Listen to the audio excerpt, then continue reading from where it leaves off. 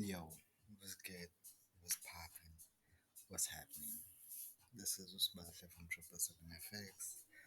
Y'all know what it is. So let's just go over another Nasdaq video. It is currently the 15th of August, almost half the month gone. Let me look at the calendar. Yeah, we're on to the last like 2-3 weeks of the month. Basically 2 weeks. Yeah. So yeah, guys, I'm in the pits because I gotta pass this my first funds challenge. I gotta dig myself out of the drawdown first, then pass it, and then I also gotta like dig my real account out of yo. But I'll do it. If I don't, I'll learn from it. So yeah, guys, let's go on to just a Nasdaq video. Y'all know what it is. I want to start on the monthly, because I want to point out a few things on Nasdaq. Okay, so the first one on Nasdaq is we're going to look at how last month's monthly candle closed and how this month's monthly candle is looking. So we're looking at last month's monthly candle. If you guys can see it, last month's monthly candle actually engulfed the previous month, right? Engulfed it totally, even the wick. If you'll be breaking the wicks, and then this month's candle is actually at a previous wick, meaning it's breaking this previous structure over here. Okay, meaning right now this monthly high has been broken. So we wouldn't really take in consideration whether wicks have been broken or not on the lower time frames, but the monthly, guys, we know how big the monthly time frame is. It's the biggest time frame. So pay attention to what happens in there or on there. So we're just gonna look at that, meaning this month's candle right here is looking very bullish for now. We might actually see this candle extend further, a few more thousand pips, which is highly possible. So we're just gonna go to the daily after that. Cool. So this is the daily. Okay. First of all, I want to analyze last week's weekly candle. So last week's weekly candle is right here. Alright, this is the weekly candle. It closed so bullish right here. So we might see a little bit of pressure being relieved, but this is that monthly high we were talking about. Yeah, so this is the monthly high we were talking about right over here. You feel me? You see how price just broke that impulsively and closed above that high, or closed at the same level. Whether or not it closes or it doesn't, as long as price gets to that point has been broken, that high or low has been broken. Whether it wicks or whether it closes fully, it doesn't truly matter, okay? So we're gonna look at this daily, like a wick high that just got engulfed. We're gonna look at the weekly, sorry. Then we're gonna look at this weekly candle. So what we're gonna do is we're gonna mark off several points of the previous weekly candle. We're gonna mark off the low, we're gonna mark off the open, and that's it. And then we're gonna name these. Okay, so yeah. So now we're gonna name these. This is the open, and the other one is the low. I don't go to the low, but the only reason why we actually input this in here is because we're trying to see where exactly price might retrace to, okay? Because we understand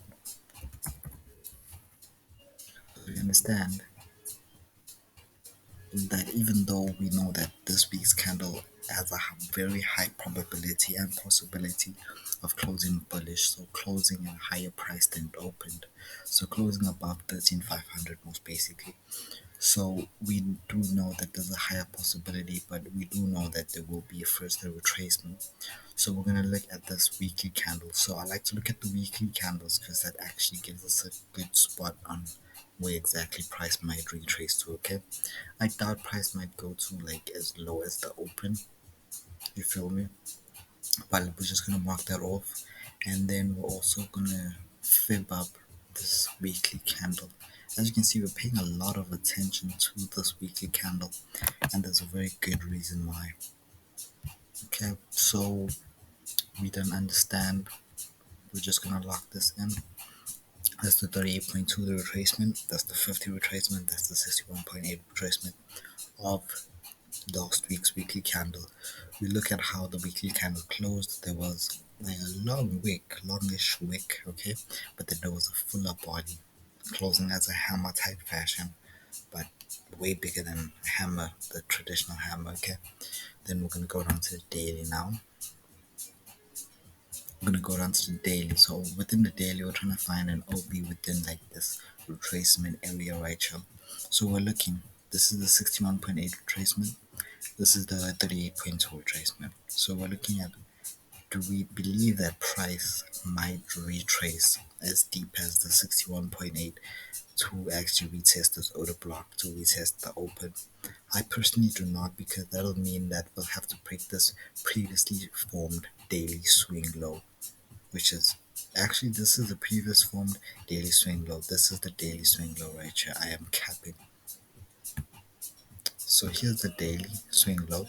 But the reason I do not believe that price might break this area right here is because this is the previous low right here. And looking at how price is going, it's not breaking any lows. It's obeying the lows and breaking all the highs. So we don't want to trade based off of the lows. We want to trade based off of the highs, if you feel me. Like, we're gonna aim for the highs, but we're not gonna really pay much attention to these fucking YouTube ads. We're not gonna pay much attention. We're not gonna pay much attention to the lows, okay? So we understand that this order block right here is within the 38.2 area of the weekly candle, the retracement. So that's the most highest like probability retracement within, right? So we have two options now. As you know, I trade supply and demand order blocks, whatever the fuck you wanna call them, okay? So there's two different supply and demand zones in this point. There's this zone right here, this demand zone, and then this basing demand zone. Okay, so there's a demand zone that is at an edge. Then there's the basing demand zone, which is basically at the middle of the move. Okay, the edge, the beginning of the up move, the middle of the up move. Simple as that. So now we're looking at, okay, cool. Where do you believe or think? Now remember, whenever we're analyzing, we're using just like our system to analyze. But now what I've noticed is I've been relying too much on my system and not too much on myself these past 2 weeks, and I've been taking L. So I'm not going to change up my system. I'm just going to change my approach to my system. So I'm not going to let it be as automatic as it was before. As I just said, buy sell limits, sell limits at specific order blocks, and wait for price to tap me in, take me out of loss, or tap me in and go my way. I'm not going to be looking deeper into like how price reacts within the certain zones and supply and demand zones and order blocks, whatever the fuck you want to call them. And I will take entries based off of a micro time frame entry confirmation, like engulfing candle, a wick. You know what I'm saying? So now we're trying to define which one is the order block that we want to use, which one is the highest probability one. So the highest probability order block in like textbook sense is this order block right here. Why exactly this order block? This order block is below 50%, so it's at a premium price. Okay, so the move itself, there's like above the move, this is like the normal pricing. I watched ZM Capital's course, you feel me? So he's like, you sell at like you buy at the premium price, you buy at a premium price, and you sell at a higher price, you feel me? So this order block is below the 50% zone. Okay, meaning this order block right here is at the origin of the move. Okay, so now when price retraces down here, it has to retrace 50% below that zone. So now I'm looking at the fact that I do believe now that price might actually come to the zone for those specific reasons. So let's recap the reasons. The reasons are, this is the previously formed open, so we're looking for price to give us a weekly retracement down. We're looking for price to give us a weekly retracement down. and then take us upwards, just like what had happened the previous week. You feel me? Look at how price gave us a retracement down and then went up. Price gave us a retracement down and then went up. But price has barely, and I mean barely, ever gone to the previous week's open. That now changes our perspective on analysis. We're now no more going to look at the fact that yes, it's a higher probability to order block as the strategy formulates. It's like the forwards. According to the strategy, this would be the best possible entry. But now we're looking at how Nasdaq moves. We're looking at the fact that Nasdaq has never really reached any previous week's open, or like it has never really gone that low. You feel me? Feel see what I'm talking about? So now we're now gonna look at this water block right here for that specific reason. Of we see that Nasdaq never really likes to retrace deeper into the weekly candle, because we're now looking at Monday, Tuesday, Wednesday. Monday, Tuesday, Wednesday is normally when the fake move happens, where normally it goes down, gives us a bearish move, and then Thursday, Friday, boom, upwards, or maybe Monday, Tuesday, bearish, Wednesday, Thursday, Friday, bullish. You feel me? So we're looking for that specific like retracement area, so we can take buys off of it, because we understand that like on the higher time frames, the macro, the monthly, the weekly, the daily, we are very bullish for now. You feel me? So we remove everything and then we mark out our order block that we will be trading at, which is this beautiful order block right here, daily order block. Okay, so we how do we mark the order block? It's the supply and demand zone. This is demand zone. So we mark from the base right to the extreme, the lowest. So even if the sales supply zone, like supply zone from base, okay, it's not a supply zone for S. There's a well, yeah, we'll call it a supply zone. Mark from base to high, you feel me? To extreme, sorry. So now we've marked out the daily order block that we've seen that price will go lower into it and then give us a move upwards. You feel me? And then we go down to the 4 hour. This is where we will stop. We will not go any further than the 4 hour. Why is that? Because for now we're just analyzing up until price comes to this point, then we can go on the lower time frame. So we've marked out this water block right here. This is basically it. So in my terms, I mark out this whole move, this whole down move that was engulfed by the whole up move that broke this previous high over here. Meaning what I do is, instead of placing that whole zone on there, I would place a line at this point. And now we're just going to be looking for price to come back at the zone 13,400, give us a tap into the zone, and then take us upward. You feel me?